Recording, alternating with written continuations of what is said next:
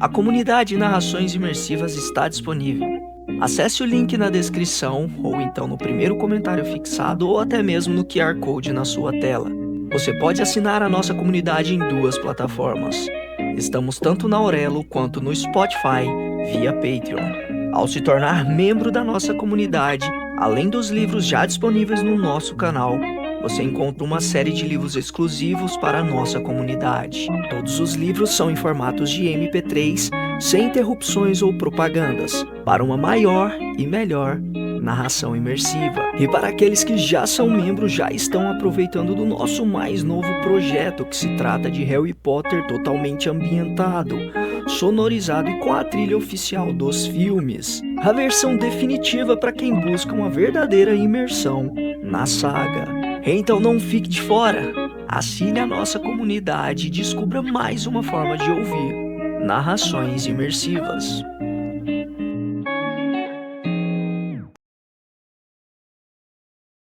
Percy Jackson e os Olimpianos. O Cálice dos Deuses. Um livro de Rick Riordan, narrado por Luca Guadagnini. 9. As galinhas arrancam sangue. Se você nunca precisou correr por um fliperama, perseguido por galinhas, quer trocar de vida um pouquinho? Sério, pode ficar com a minha. As aves eram pequenas, mas velozes, cruéis e com uma força surpreendente. Elas se espalharam pelo ambiente em uma onda de penas e garras, destroçando a mobília, enxotando os clientes e pontuando alto nas máquinas de Dance Dance Revolution. O tempo todo, os olhos que não piscavam permaneceram fixos em nós, com os bicos e garras brilhando como aço polido. Eu tinha ouvido histórias de pessoas fazendo brigas de galo, botando lâminas nas patas das aves para aumentar o dano, porque as pessoas fazem coisas horríveis. Só que aquelas galinhas em específico eram ainda mais assustadoras. Eram máquinas de matar por natureza e pareciam gostar do trabalho. Minhas pernas de 8 anos não eram boas para a fuga. Eu nunca tinha sido bom de corrida e estava ficando para trás de Annabeth e Grover. "Anda!" gritou Annabeth, como se eu não tivesse pensado nisso. "Aqui!" Ela correu em direção a um brinquedo tipo os de parquinho, com estrutura para subir, escorregas e grandes tubos de plástico. Queria perguntar qual era o plano dela, mas já estava sem fôlego. "Pessoal, peguem aquela mesa!" Ela apontou para uma mesa alta, do tipo em que se fica em pé em volta em uma festa chique. Levei só um segundo para entender por que minha namorada queria aquele móvel específico. Àquela altura, já tínhamos vivido aventuras suficientes juntos a ponto de eu normalmente estar só poucos segundos atrasado na linha de raciocínio de Annabeth, em vez de alguns dias. Grover pegou o tampo. Segurei a base. Era pesada, e eu não era tão forte quanto galinhas ferozes, mas conseguimos puxar a mesa até a entrada do brinquedo. Annabeth mergulhou no túnel primeiro, depois Grover e eu fomos atrás, puxando a base da mesa junto, como se estivéssemos enfiando uma rolha em uma garrafa. O tampo circular foi do tamanho certo para bloquear a entrada, sem deixar espaço para as galinhas. Um momento depois, o bando se chocou com o brinquedo, fazendo as estruturas de plástico tremerem. As galinhas grasnaram de fúria, mas por enquanto, estávamos seguros. "Quanto tempo até elas descobrirem que tem outras entradas para o tubo?" perguntei. "Não muito", respondeu Annabeth. Seus olhos arderam com intensidade. Notei que estava com medo, mas também sabia que ela vivia para aquele tipo de coisa. Annabeth atingiu seu apogeu quando estava pensando em como sair de uma situação impossível. O que era bom, porque a gente costumava passar por muitas assim. "Por que galinhas? Tantos animais por aí?" resmunguei. "Você preferiria onças?" retrucou ela. "É por causa dos templos da Abby", disse Grover, mordendo o dedo. "As sacerdotisas sempre têm galinhas e frangos. Os galos ficavam no templo de Hércules. As aves só se juntavam no dia sagrado de Abby." "Ah, certo! Abby se casou com Hércules quando ele se tornou deus." Annabeth estremeceu. Eu quase sinto pena dela. "Espera aí. Grover, como você sabe sobre essa história das galinhas e dos galos?" indaguei. "Da creche", respondeu ele, infeliz. "Abby patrocina creches para jovens sátiros. A gente cantava Feliz Galinha Sagrada todo dia de manhã." De repente, eu tinha uma nova teoria sobre por que sátiros envelheciam mais rápido que humanos, mas decidi que esse talvez não fosse o momento para falar disso. "Você é membro do Conselho dos Anciãos de Casco Fendido. Não pode pedir para as galinhas se afastarem?" perguntei. "Eu posso tentar." Ele baleou alguma coisa no bodez. As galinhas se chocaram na estrutura com mais força ainda. Um bico duro perfurou o plástico entre minhas pernas. "Acho que isso é um não", concluiu Grover. "O dia sagrado de Abby, pintinhos", refletiu Annabeth. Fiquei confuso. "O que você está pensando? Algum tipo de distração? Eu não tenho galos à mão. Não, mas tinha pintos naquele galinheiro. E daí? Gritei, quando um segundo bico quase fez um piercing na minha coxa. A gente precisa voltar para o galinheiro e pegar um pinto.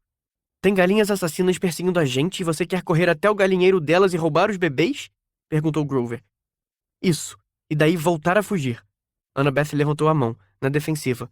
Percy, eu sei que você vai dizer que é uma péssima ideia. É uma péssima ideia. Mas vocês precisam confiar em mim. Vamos logo. Ela desapareceu mais ao fundo no tubo. Resmunguei baixinho e fui atrás. Por mais que odiasse a ideia, não tinha nenhuma outra. E eu confiava naquela garota.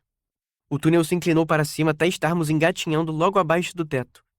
Olhei por uma das janelinhas de acrílico e vi a maioria do bando correndo de um lado para o outro no chão, cacarejando furiosamente.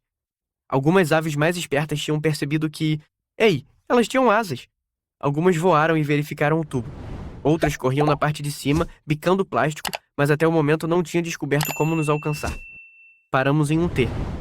Grover vai para a esquerda, instruiu Annabeth. Distraia o bando. Percy e eu vamos para a direita. Vamos correr para o galinheiro.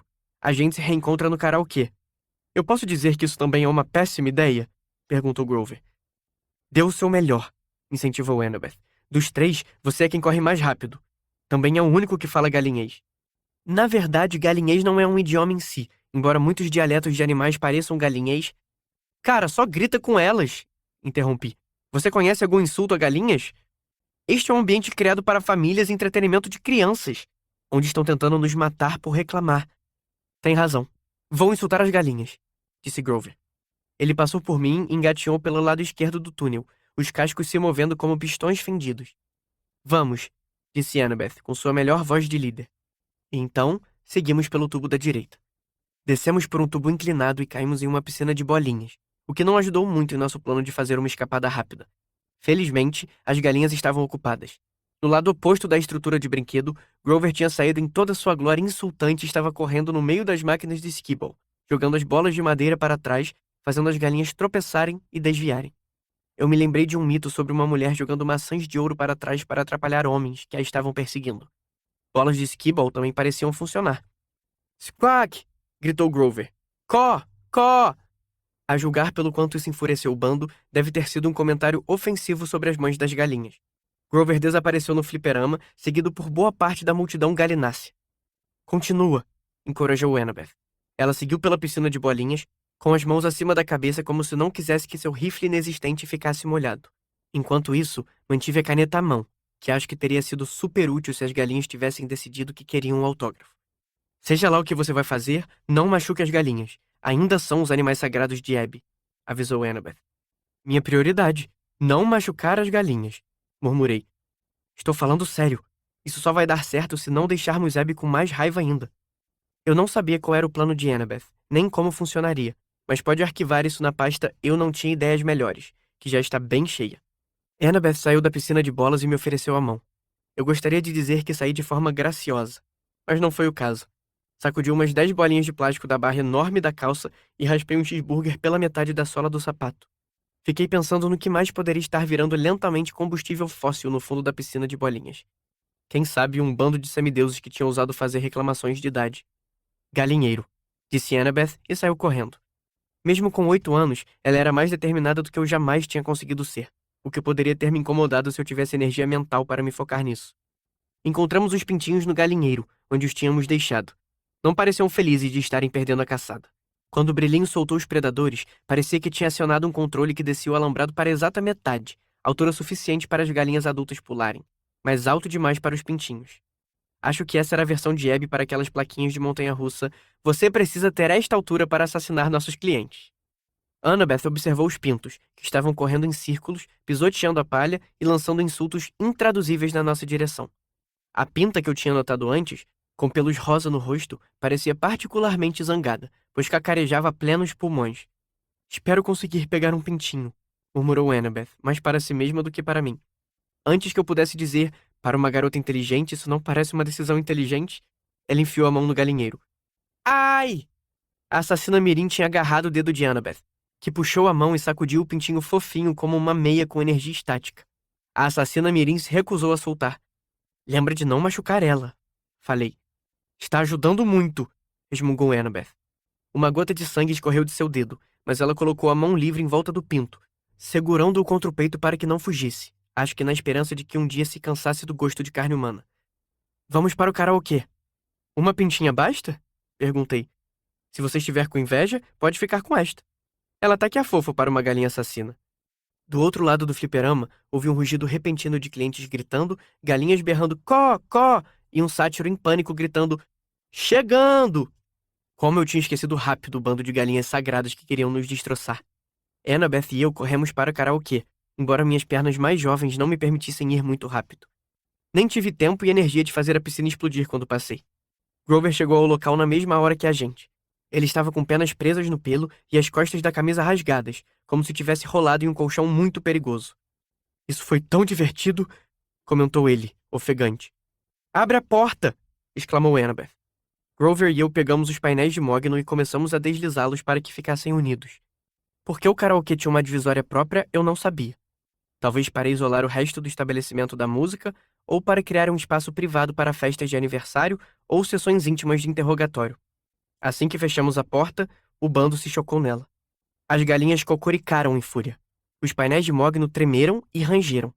Eu não conseguia imaginar que aquilo aguentaria por muito tempo a um ataque galináceo implacável. E agora? Perguntou Grover, sem ar. Meu amigo estava tão jovem e apavorado que me senti mal por botar uma criança como ele naquela situação. Mas aí lembrei que eu também era uma criança. Agora vem a parte difícil, disse Annabeth. Aquela foi a parte fácil? Perguntei, incrédulo. Ela fez uma careta quando tirou a assassina mirim do dedo e colocou no chão. A assassina mirim eriçou as penas manchadas de sangue. Concentrou-se em nós com os olhos pretos brilhantes, piou de um jeito arrogante como quem diz melhor mesmo vocês me botarem no chão, e saiu andando, bicando com satisfação migalhas de pizza no carpete. Annabeth enrolou um guardanapo no dedo machucado. Este karaokê é o templo de Abby, né? O santuário dela? Não costumo associar essas palavras a karaokês, mas assenti. E, nos dias sagrados de Abby, suplicantes iam ao altar dela, continuou Annabeth. Isso mesmo. Eles pediam perdão e Abby lhes dava abrigo, contou Grover. Mas hoje não é dia sagrado dela, é? A gente não pode estar com essa sorte toda, falei. Provavelmente não, mas temos que tentar, concluiu Annabeth. A porta tremeu e ficou curvada para dentro sob o peso das galinhas do mal. Grover, chamou Annabeth. Faça o que puder para formar uma barricada na porta. Percy e eu vamos procurar a música certa. Música? Você não está pensando em um dueto de Shallow, né? Questionei. Não, uma música de desculpas, cabeça de alga. A gente pede perdão para Abby. Quando ela aparecer, pedimos abrigo e uma segunda chance. E se ela recusar... Annabeth olhou para a assassina mirim. Aí eu espero que o plano Pintinha funcione.